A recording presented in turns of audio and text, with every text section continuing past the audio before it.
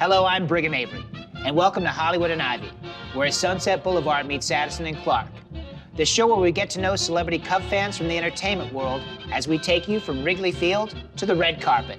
Today we feature a Cub fan and actor whose career in baseball and entertainment spans over 35 years. His resume features classic Chicago sports films, including 8 Men Out and Heaven is a Playground. Welcome to Hollywood and Ivy, D.B. Sweeney. Welcome back to Hollywood and Ivy. Today we're visiting with D.B. Sweeney. So D.B., they film 8 Men Out at Busch Stadium in Indianapolis. How did that come to be? You know, 8 Men Out, as much as it looks like a great, lavish production, it was kind of a lower budget movie. So a lot of things have to happen in a similar area. So they had train scenes. They need trains from 1919. So those trains were in Kentucky. So they knew they had to film the movie somewhere in the Midwest. Comiskey and Wrigley were out because we were filming in October, and Major League Baseball wouldn't let you contract a Major League Baseball stadium in October, even if the teams had no chance of going to the World Series. So they had to find a suitable, larger stadium, like a AAA-sized stadium would have been the best choice. So we shot in Kentucky for the trains, we shot in Indiana for the ballpark, and then we shot a few scenes in Cincinnati. So it was a matter of kind of finding things that were all in a similar area so they could make the budget. And Busch Stadium was the Montreal Expos AAA affiliate, the Indianapolis Indians at the time. And there's one great shot, actually, where, because this is before CGI, but there's a scene where all the players are in the dugout, and John Mahoney is sort of yelling at us, a rah-rah scene, and there's a coach standing behind him who is just standing there for no apparent reason. The reason he's there is because he's blocking a smokestack, like a modern smokestack that you could see from the outfield. For continuity. Yeah, but it wouldn't have existed in 1919. Right. So, but nowadays, obviously, they just computer brush it out. But there's, if you ever look back at the movie, there's this one coach. He's just an extra. He's just kind of standing here like this, you know. Obscurely. It's kind of distracting in a way, but it was better than having the modern structure there. Was there discussion and desire to have it filmed at Wrigley or Comiskey? Yeah, I got to know Kenny Williams, who was with the team at that time. He was a director of scouting. I don't remember what it was exactly, assistant GM, but he lobbied for it and tried to get us in there. But Major League Baseball just said, no, there's no way you guys we can't schedule you to come in here and start filming October 1st because we might win 31 games in a row and be in the World Series. And you know that was the Major League Baseball's position. As a Cub fan and a baseball fan, you really can't not be a Cub fan without being a baseball fan, a fan of the tradition of baseball. Who would you say is your favorite everyday Cubs player, like position player, and then your favorite pitcher of the Cubs of all time? Well, there's so many great pitchers that have played for the Cubs. I mean, I never saw Ferguson Jenkins. I saw Greg Maddux pitch for them. Kerry Wood, obviously, unbelievable pitcher. But I think of all of them, Jake Arrieta is my favorite. I mean, during that run, 2015, 2016, you just felt like, and it was one of the things I liked about him the best was the way he hit. Like, he went up to the plate like, I'm not a pitcher. You better work to get me out. And I just felt like he had this attitude of a street brawler on the mound and just a competitor. And I just liked everything about him, his demeanor. He reminded me of Al Hrabosky a little bit, who was one of my all-time favorites. And so I've never gotten to meet Jake Arrieta, but I was very disappointed when the Cubs didn't keep him around. I think the Cubs, as a franchise, probably have had the best collection of good hitting pitchers throughout the years. Yeah, that's a great point. That's a great point. Dave Dempster could hit a little bit too, you know, and he's a great guy in the locker room. So, you know, they've had an incredible array of you know, Hall of Fame caliber pitchers to not have more championships. You know, it's pretty incredible. You talked about being close to the 2016 team. I feel as though the 2015 team, the biggest moment was when they beat the Cardinals in the division series. What are your thoughts and memories of that series? Yeah, I got to go to a couple of those games, and I actually went to one of those games in St. Louis with John Cusack, who's sort of like one of the big Cubs fans, and I was a little more along for the ride. You know, he lives and dies on every pitch, and that was really fun because we saw them win in St. Louis in that series, if I remember correctly. But it was a great team, and in the next series against the Mets, they were down and they were facing the elimination game. And I got the Daniel Murphy series when he was unhittable, or when he hit everything. Right, you couldn't get him out. Right. And so they were facing elimination game in the sweep, and I got introduced to John Lester, and you know, having been a Red Sox fan as well, he was one of my favorite players to watch on both teams. And so I got invited back to his house, and we ended up drinking beer and eating pizza and everything. And it started with Lester and his dad and his little baby, and it was just a great night. Now, if the Cubs mount a comeback and they win the next game, he's scheduled to pitch this, if Would've been necessary, game 5, game. I think. Yeah. Right? Yeah. And I start thinking, oh my God, if this happens and then he loses and it turns out that I was eating pizza and drinking beer with him at 1 a.m., I could become the new Bartman. A lot of experts say that the Cubs they were supposed to win it all in 2017 if that plan came to fruition, but they got John Lester early, and then 2016 kind of happened. It was a year early from what I've heard. What was it like being amongst the cast of characters in 8 Men Out? Charlie Sheen, you said John Cusack, John Mahoney, another Chicago guy, Christopher Lloyd, just a great collection of actors and character actors, really. Yeah, well, I mean, Charlie is a great talent and a great guy, and I haven't seen him in many years. I know he's had his struggles, but back then, he and I did 2 movies in a row together.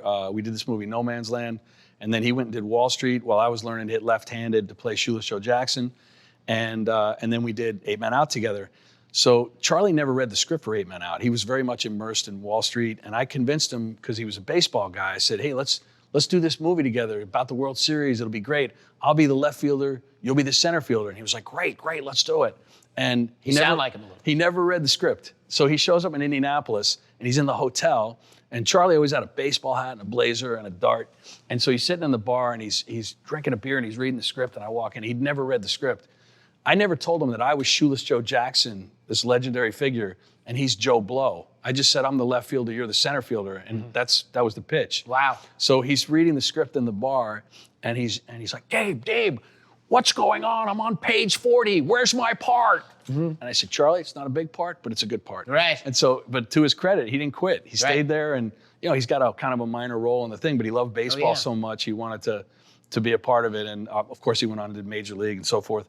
But there were a lot of people that were very passionate about baseball, and then there were guys that were not baseball guys at all, like Bill Irwin. Didn't play sports at all. He was a professional clown when he started out. Wow. So it was interesting to see different people try to meet the challenges who hadn't played, because baseball is so specific. If you haven't played it, it's a hard thing to just kind of step into. But David Strathairn was tremendous, who played Eddie Seacott. He kind of was messing around on the set with learning how to throw a knuckleball, which is an incredible thing. It was very real. Very believable. Yeah. I got to give you credit. When that Charlie Sheen impression, that could have also been Jimmy Stewart. So for diversity, I've got to give you points there, DB. Okay. And we'll be back with more on Hollywood and Ivy after this. Stick around.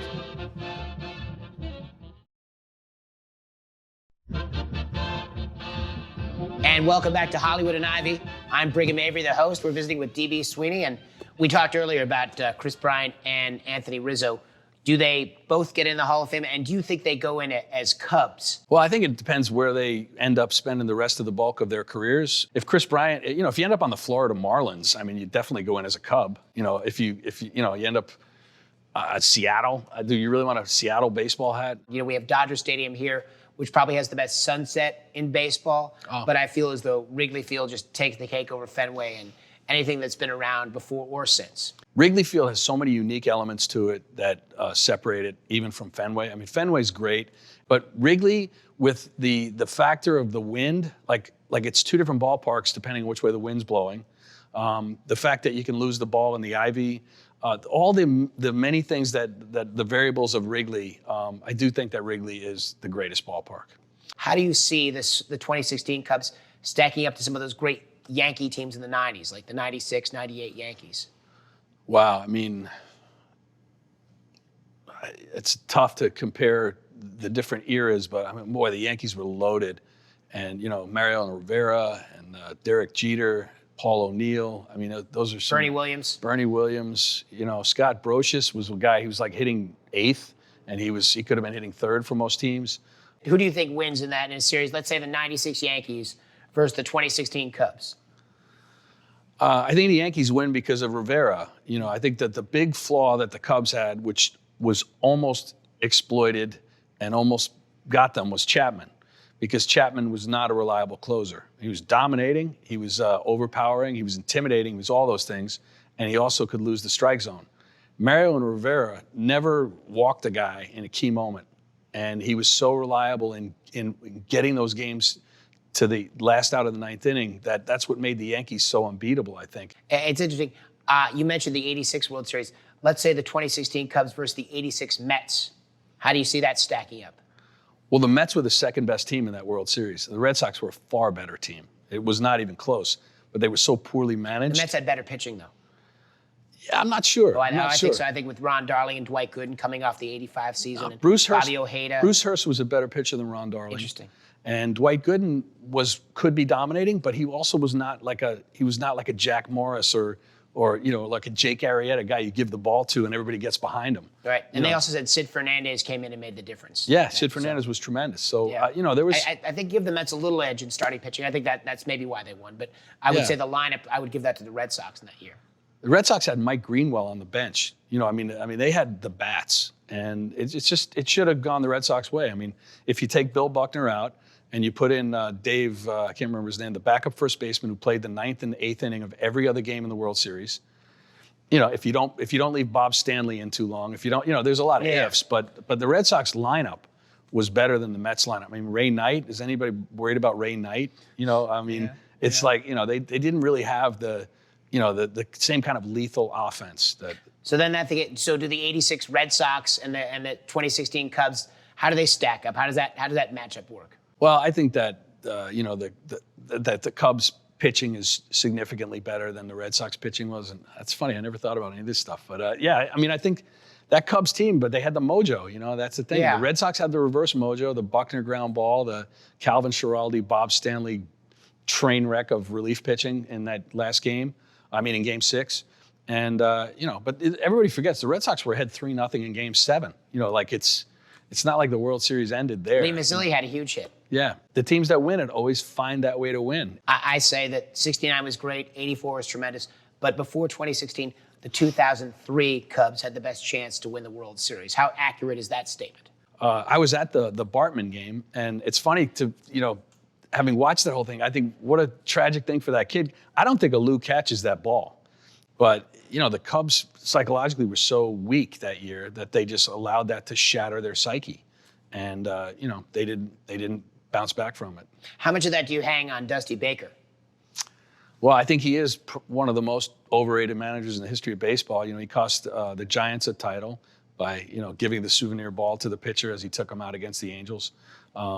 He's managed to be in the middle of the wrong side of a lot of big results. Speaking of managers, what are your thoughts on David Ross so far as the Cubs manager?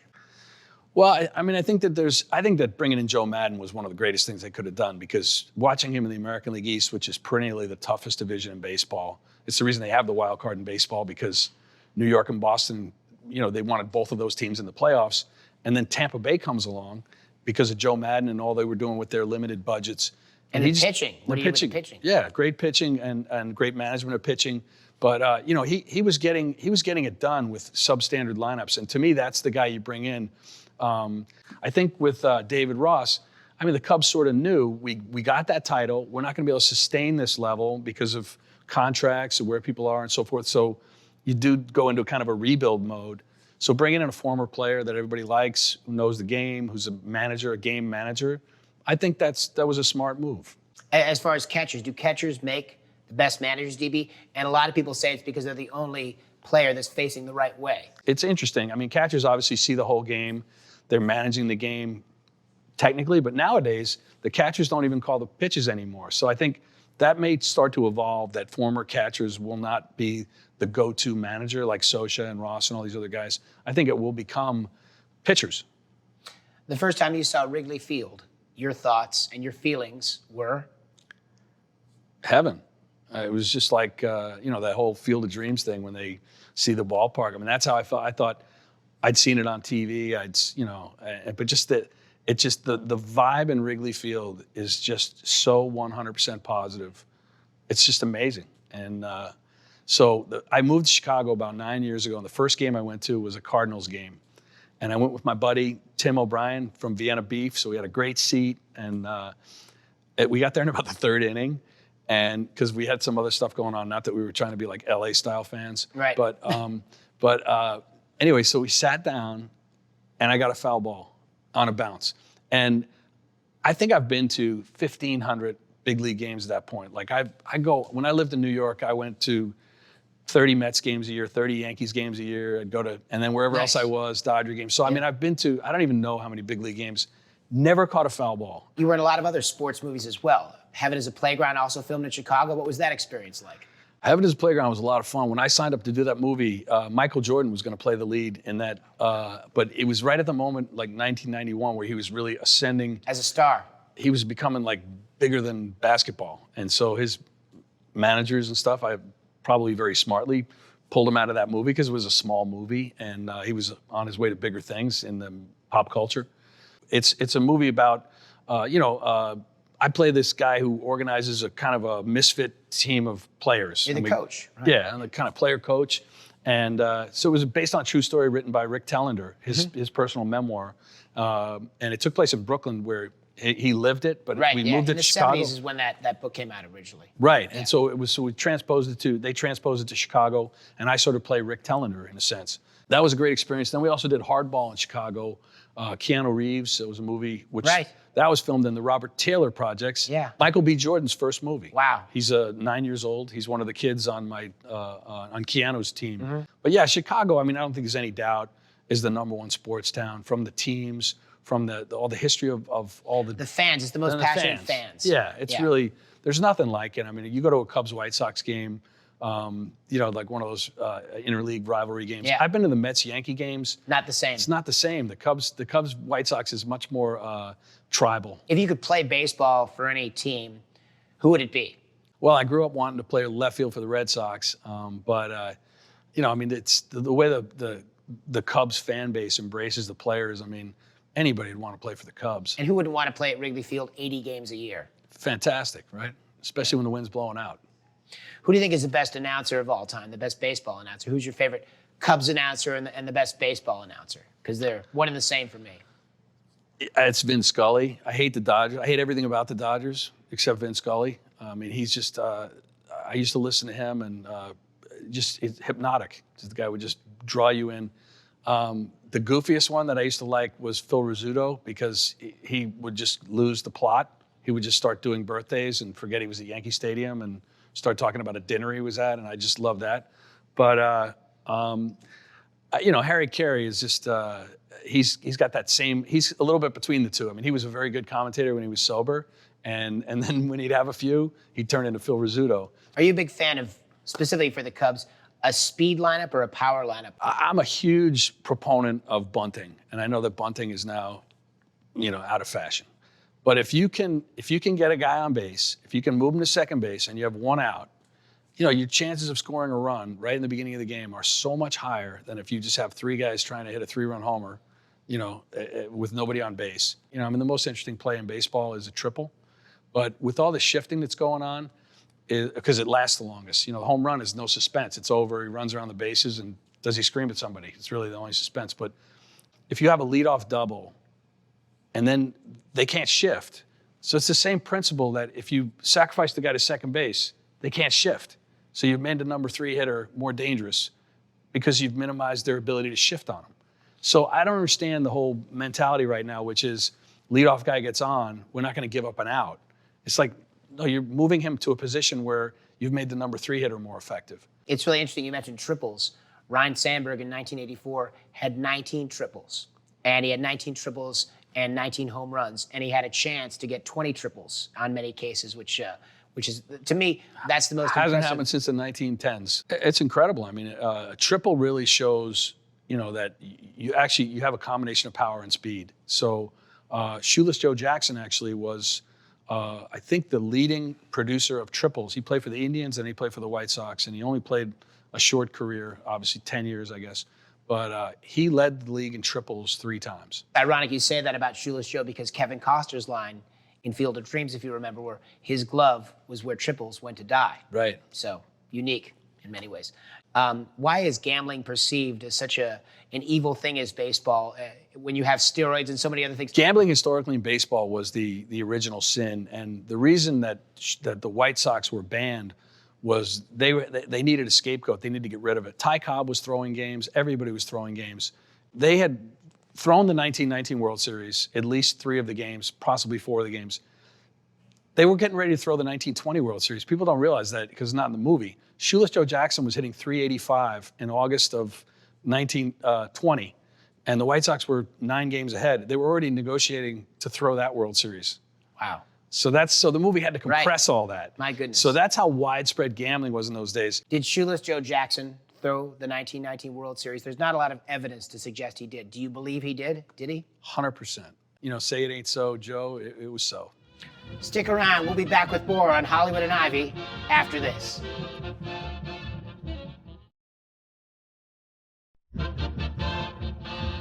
And welcome back to Hollywood and Ivy. Today we're visiting with DB Sweeney. DB, tell me about some of your adventures in Wrigleyville.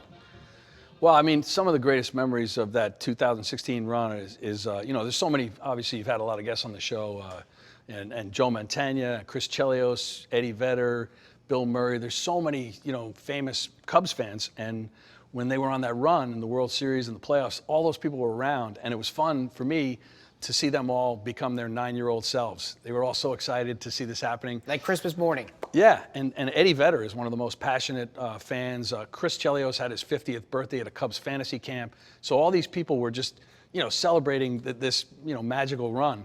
And I remember before Game 6 in Cleveland, a bunch of these folks had kind of assembled ad hoc in the Four Seasons hotel bar or whatever.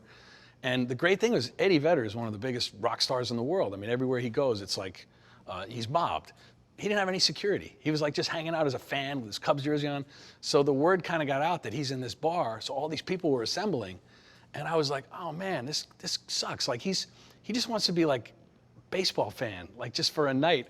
So I thought, because I'm stupid, I'll just act like I'm a security guard. So I kind of just started standing there like this. Oh yeah.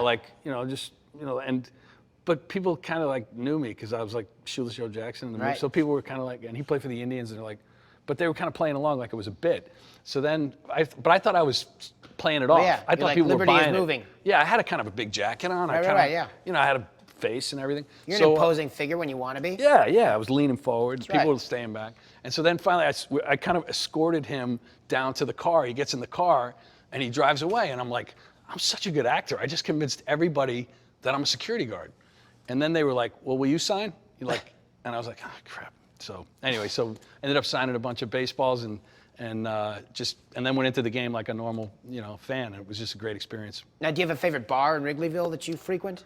Well, Murphy's out in center field is the be all end all. And there's actually an upstairs that the family owns that they allow sometimes to get, if Kerry Wood wants to go to a game or somebody wants to go to a game and they don't want to be mobbed, they go into this little private room. And there's a stand-up piano in there. And so anytime some of these musicians who are, big Cubs fans go up there, that stand-up piano has had, some incredible performers play on it. Are you a big fan of the bleachers? Have you spent many afternoons there, left field, right field? I love the bleachers. I mean, the bleachers is a special experience.